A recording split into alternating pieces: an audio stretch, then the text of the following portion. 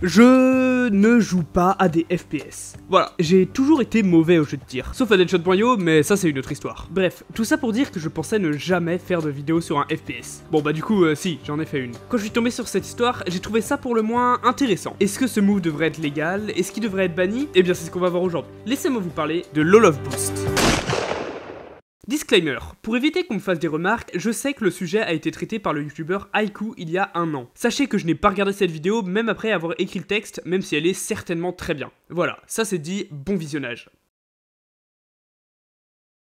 Pour que vous compreniez bien cette histoire, il faut d'abord que vous compreniez ce que c'est CSGO. Dans une partie, il y a deux camps. Les terroristes, dont le but est de poser une bombe soit sur le site A, soit sur le site B, et les antiterroristes qui doivent contrer les terroristes. Dans les parties compétitives, il y a 30 rounds. Chaque équipe joue 15 rounds en tant que terroriste, qu'on appellera juste les T pour cette vidéo, puis il passe du côté des antiterroristes, qu'on appellera AT. La première équipe a gagné 16 rounds, a gagné. Chaque round dure 1 minute 55 dans les tournois. Les deux camps partent du point de départ et se répartissent dans la map. Les AT seront souvent à défendre les deux sites, tandis que les T vont soit attaquer en groupe un seul site, soit se séparer. Selon tes actions, les kills par exemple, tu peux acheter des armes. Pour gagner, soit tu décimes la team adverse, soit la bombe explose si tu es un T, soit tu parviens à la désamorcer si tu es AT. Il faut donc être un véritable stratège quand on joue, être capable d'être extrêmement précis quand on tire, des qualités qu'ont tous les joueurs pros donc. Et justement, parlons-en des pros.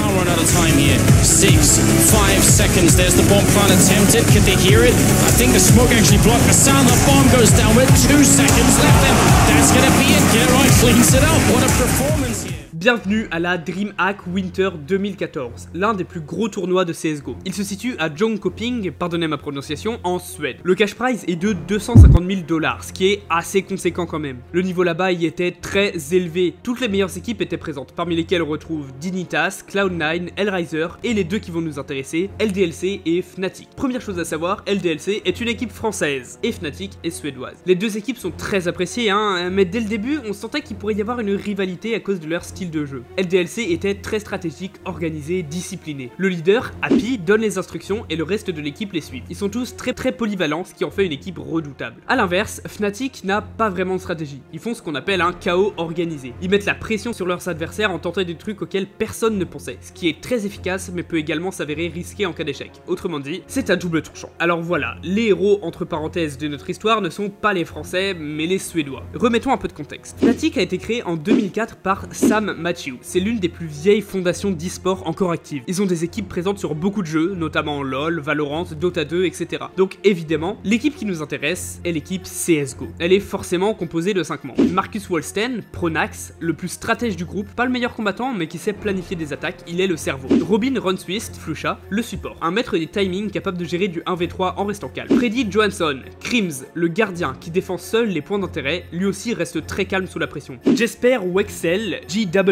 qu'on raccourcira en G-Dub, le sniper, c'est le plus illogique du groupe. Il était souvent détesté à cause de son tempérament, mais il n'empêche qu'il pétait des bouches. Et enfin, le MVP, le leader, le plus équilibré de tout ce groupe, ayant été considéré comme le meilleur joueur du monde en 2015, Olof Meister. Et voilà pour la composition de l'équipe. Retournons donc à la DreamHack. Nous sommes en quart de finale, LDLC contre Fnatic. Ces derniers étaient dans une série de 4 victoires consécutives, donc il y a de l'enjeu. La première game se passe sur la map Dust 2. Les Français sont du côté des AT et prennent une avance solide, en étant, comme à leur habitude, structuré et rapide. L'un des joueurs, Shaw, réalise même un magnifique 1v3, ce qui plombe le moral de Fnatic. LDLC gagne 16 rounds à 10. Mais ils se reprennent sur la deuxième map, Cache, c'est leur map de prédilection. Fnatic a un rythme très offensif, on notera l'action de G-Dub qui parviendra à mettre un no-scope légendaire. Bref, malgré toute tentative de défense de LDLC, Fnatic remporte la game 16 à 8. Et enfin, la dernière map, Overpass. LDLC est AT, et sur la première mi-temps, ils sont impeccables. Ils mènent avec un score de 13 à 3. À ce moment-là, à peu près tout le monde se dit que c'est fini pour Fnatic, 13 à 3, personne ne peut remonter. Mais il se passe ça. They've had dominating every LAN final for the past month, just looking untouchable. Coming into the major and going out in the corners, that is definitely not part of the plan here for Fnatic. I have no idea why. I think he must have been looking at somebody else's monitor just in that second. It can't get worse than this, surely.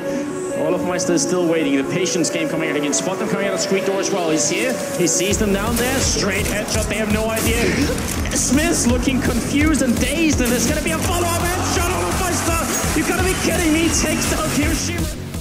Laissez-moi vous expliquer. Fnatic savait qu'ils pouvaient faire ce qu'ils ont fait. Ils n'ont évidemment pas fait un move au hasard qui a miraculeusement marché. Mais du coup, quel est ce move? Ils sont au spawn des AT, le site A. Olofmeister, en s'aidant de ses potes Crims et G-Dub, va monter sur un pixel. Un petit pixel de rien du tout, mais qui lui donne une vue sur toute la team adverse. En fait, ce boost c'est ce qu'on appelle un map exploit. À cause de la hauteur du joueur pas prévue par le jeu, Olofmeister peut tirer à travers les murs qui n'ont en fait pas de hitbox. Mais pour LDLC, ce n'est rien d'autre qu'un décor, comme si la map avait soudainement décidé de leur tirer dessus. C'est une débâcle évidente pour nos amis les Français, et cette troisième partie se termine sur un amer 16-13 pour Fnatic. C'est terminé. C'est la fin pour LDLC, mais aussi pour Fnatic. À la fin du match, ils se prennent une flopée de critiques et d'insultes, même par leurs propres fans. Tout le monde était sans voix. D'ailleurs, l'interview de Devil Walk, le coach de l'équipe à la fin du match, le montre bien. L'intervieweur se permet même de l'interrompre tellement il est choqué. I mean, not to that degree. The look on your face says yes. Sorry I interrupted you then. People on Reddit have said I shouldn't interrupt you then, but the look on your face says yes. Durant cette conversation, Devil Walk aggrave même la situation en précisant que ça faisait à peu près 2 mois qu'il cachait ce bug. Mais bon, LDLC est une équipe française, et les Français ne sont pas du genre à abandonner ce genre de choses. Donc, le soir même, l'équipe dépose une plainte due à cette utilisation d'un boost illégal et demande un rematch. Il se trouve que LDLC avait également effectué quelque chose d'illégal, mais c'était bien moins grave. Donc, la décision est prise, la map va être rejouée. Ou pas. En fait, Fnatic a complètement refusé de rejouer. Ils savaient que sans ce boost, ils avaient aucune chance. Parce que oui, LDLC est meilleur. Ils passent donc en demi-finale et finissent même par gagner la DreamHack. Et du côté de Fnatic, évidemment, Olofmeister a été extrêmement critiqué pour cette action et ça aurait pu être la fin. Mais fort heureusement pour eux, ils restent surpuissants. Ils gagnent 2 majors de suite et battent au passage LDLC. Valve a décidé de patcher la map pour que l'Olof Boost ne soit plus réalisable, mais évidemment, ça n'arrêtera pas les joueurs qui créent ensuite l'Olof Boost 2.0, puis après un nouveau patch, l'Olof Boost 3.0. Qu'est-ce qu'il faut retenir de cette histoire? Honnêtement, j'en sais rien. Ce qu'a réalisé Fnatic peut évidemment être considéré comme de la triche, puisque ça les rendait presque invincibles, mais d'un autre côté, c'est la map qui leur permettait ça. C'est pas comme s'ils avaient installé un aimbot. Bon, c'est pour ça que ce boost est controversé après tout. Donc je serais ravi de savoir ce que vous en pensez dans les commentaires.